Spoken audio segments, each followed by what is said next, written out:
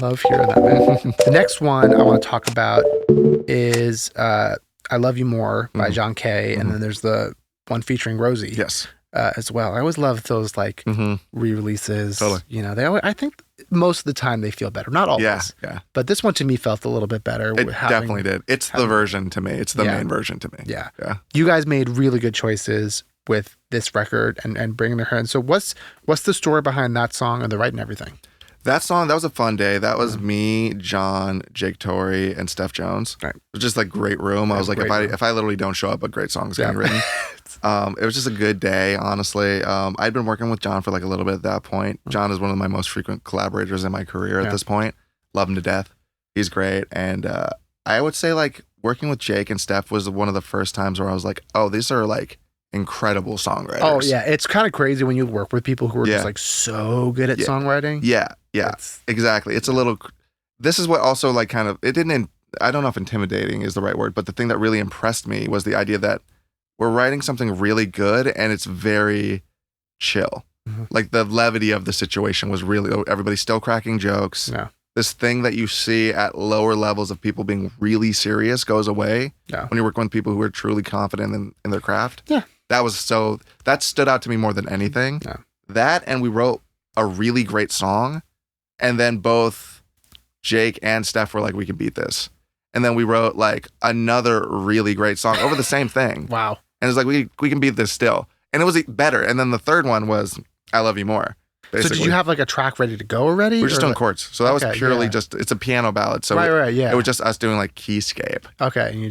And that's it. And then it was basically, we just wrote it over like this keyscape thing. Or it might have even been guitar originally. Yeah. Funny enough, which is like transitioned within the session to keys. Right.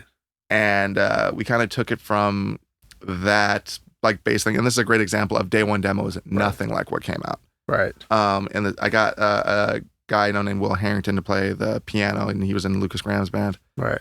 And then my homie played cello on it and then did the post-production around that effectively. Oh, cool. Yeah, I find with certain things, especially ballads, probably my favorite thing to do are ballads, to be honest with you. It's I think it's secretly everyone's. Yeah, dude. I just like, I'm in my bag whenever there's a ballad. I think it's just because I'm an emotional person a little bit. And when you can like dig into like intense love or heartbreak or grief or anything else like that. I love extremes. Yeah. A lot. Like even with like upbeat songs, like I want to feel like we're fucked up. Like anything in an extreme I'm like with. Yeah. So with that song, it's just like, it's the ultimate wedding song that I've worked on personally. Yeah. And it's just like, you're trying to encapsulate that feeling. And I know like I've had people like DM me being like, dude, this is like the soundtrack of my marriage. Cool when you like get like tracks like, messages like that from people who are like, cool, that's what I was hoping for. Yeah, dude. Yeah, like this dude, it was his wedding vows, that song. Wow. Yeah, and I'm just like, that's awesome to hear. That's amazing. Yeah, it was one of those things that was pretty easily done because I felt like it was kind of obvious what it needed, considering it's just like a song about loving your person. I mean, speaking of that, the first question, and you kind of almost answered it. Okay. The piano, I wrote in my notes here like keyscape, or because it sounded like keyscape. Yeah, no, but it's a grand. Yeah, it's a grand. I try to do it. There's another amazing musician that I've been working with for a few years now, named Matt Rawlings. Yeah. And every time I've ever worked with him, it's made the song so much ridiculously better, where he'll send me back 3 takes and they're all ridiculous. Yeah. There is another artist that I work with named Alicia Creddy, and we did a ballad that she wrote called Congratulations that I called Matt for. And when I tell you it was the most perfect thing I got back ever, I also, on the same song, I got like very similar format as I Love You More. Yeah. Got Isaiah Gage on it, who is an incredible cellist. I feel like if you have great players on your songs that understand and you can communicate with them properly, you can get expressiveness that is almost impossible to get as a one-man band sometimes. If I could get players to play on every single song, damn it, my records would be so much better. It just makes everything easier. And like, I don't always get that because like I am a decently competent like guitar, bass, and piano player. Mm-hmm. So I think like people are like, well, you're great. Like you just do it. It's like, yeah, I can. Yeah, that's the thing. But it's like the few times I've gotten to like work with, people who are better at their instruments than I am, or especially I have a string guy whom I use a lot, Daniel Che, who's incredible.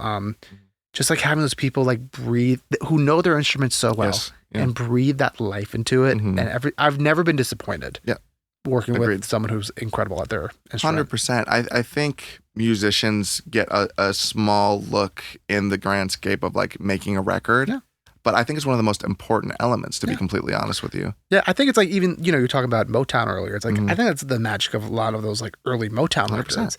It's they had these incredible players on it. Yeah, it's real. Just brought it to life. And like even as producers, we're trying to chase those like drummers from back in the day, like their pocket and feel that just like made, and it's the hardest thing to do. It's really hard. Well, not a lot of people know this. I took the Jones in my name. Midi Jones is my real name. Okay. I took the Jones on my name from Quincy. Oh, okay. To try to like keep that philosophy as a producer, because like talk about a dude who can do everything if he wanted to. Yeah. And didn't. Right. Like he would call the people that were best for the job to be one of the most talented people in the world and still know when it's important to take a back seat. Yeah. I think that's like it's very humbling to do. The other thing I really loved about I Love You More is you have such perfect ear candy in there. I like that it started almost right away, where it wasn't this like slow, gradual build into ear candy. It was like, hey, I'm here. And it kind of makes you forget it in a good way a little bit more. So what's your kind of process with, especially in a ballad, picking and choosing and finding the little bits of ear candy? I try to do everything custom if I can, especially with things like ballads. I have a pretty decent synth collection with pedals and all that sort of stuff. Yeah. So a lot of times I'll just sit and I'll experiment for a while. I think people underestimate how much texture you can get out of just pitching and stretching and reversing things, reverbing it, printing it, and reversing it again. Like that's a huge part of my process, to be honest with you. I think if the source is good enough, you can kind of do whatever you want with it. Yeah. So it's usually trying to find a bit of like, if a painter is getting like the paint on his easel, like I try to do that with candy as much as I can. Here's 4 sounds that I'm going to use to basically fill out this song. And putting like Valhalla Shimmer is amazing for trying to like wash stuff out, filter that down and reverse it, and then you have a transition. It really depends on how you like to do it, but I try to do as much custom and not like drag and drop that effects pack on Splice that everybody has. Yeah. As much as I possibly can. I'm the same way. I'll do that with like my guitars. I have my guitar pedals, and I really like, my favorite thing in the world is Omnisphere. And I'll just like kind of like go through and like see like what sounds kind of inspire me and like 100%. Mess up those. And I'm very much the kind of person where it's like I'll hear a sound and that sound will inspire me to play a certain part. Yeah. Kind of a thing, but that's how my brain works. Yeah, totally. Yeah, I'm always curious how people make a little bit of your case. It's always different. One of my secret tricks, which I'm a little ashamed to admit, do you know the drip plugin? Yeah, it's great. Man, I've gotten so much hate for using this plugin. Why? It's a producer's pariah plugin at this point. I had a homie give me a really great speech about not letting your ego and your sense of pride get in the way of making good music with using the drip. Yeah. And I started using it.